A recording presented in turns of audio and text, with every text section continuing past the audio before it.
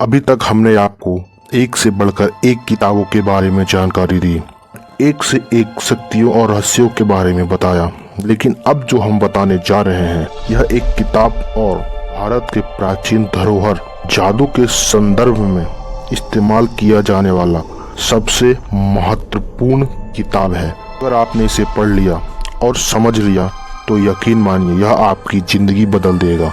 किताब का नाम है इंद्रजाल। इंद्रजाल का नाम सुनते ही सभी लोगों को लगता है कि यह कोई मायावी विद्या है। बहुत से लोग इसे तंत्र मंत्र और यंत्र से जोड़ते हैं। कई लोग तो इसे काल जादू वशीकरण सम्मोहन मारण उच्चाटन से जोड़कर, हालांकि फारसी में इसे त्रिस्मी कहा जाता है। यह शब्द भी भारत में बहुत प्रचलित है, जो जादू के संदर्भ में इस्तेमाल किया जाता है। इनमें इस विद्या के कारण भी भारत को विश्व में पहचाना जाता था। देश विदेश से लोग यह विद्या सीखने आते थे। आज पश्चिम देशों में तरह तरह के जादू विद्या लोकप्रिय है, तो इसका कारण है भारत का ज्ञान।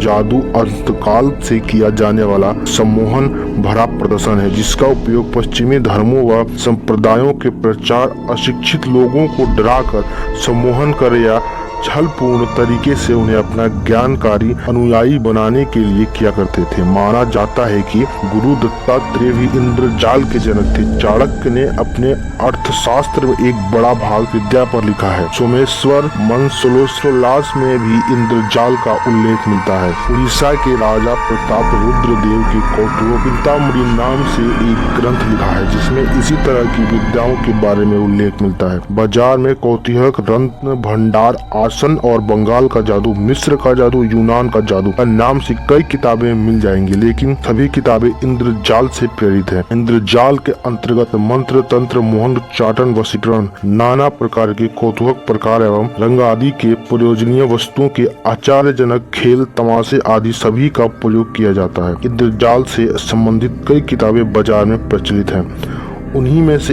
एक है बृहद इंद्रजाल अर्थात कौतूहक रत्न भंडार किताब, बहुत ही प्रचलित है। खेमराज श्री कृष्णदास प्रकाशन मुंबई से प्रकाशित इस किताब में पंडित देवरजी अस्थि द्वारा इंद्रजाल से संबंधित सभी विषयों को संग्रहित किया गया। हालांकि यहाँ यह बताना जरूरी है कि वक्त किताबों की विद्या में कितनी सच्चाई है यह हम नहीं जानते। इंद्रजाल के नाम पर अंधविश्वास या काले जादू का ही ज्यादा प्रचलन होता है। इंद्रजाल का नाम सुनते ही काफी लोग डर जाते हैं और काफी लोगों के मन में यह विचार चलने लगता है कि यह काला जादू का एक भंडार है, लेकिन काफी लोगों को यह पता नहीं होगा कि आखिर यह इंद्रजाल विद्या है क्या। जैसे कि इसके नाम में ही इसका रहस्य छुपा है। इंद्रजाल देवताओं का राजा इंद्र का छली या चकमा देने वाला माना गया है। इस इंद्रजाल का मतलब भी यही होता है। रावण इस विद्या को जानता था। रावण के 10 सिर होने की चर्चा रामायण में आती है।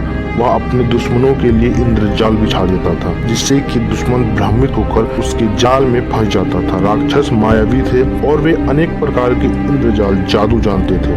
दरअसल आजकल के इसे जादूगरों की विद्या माना जाता है। इंद्रजाल जैसी विद्या चकमा देने की विद्या है। आजकल भी भाषा में इसे भ्रमजाल कह सकते हैं।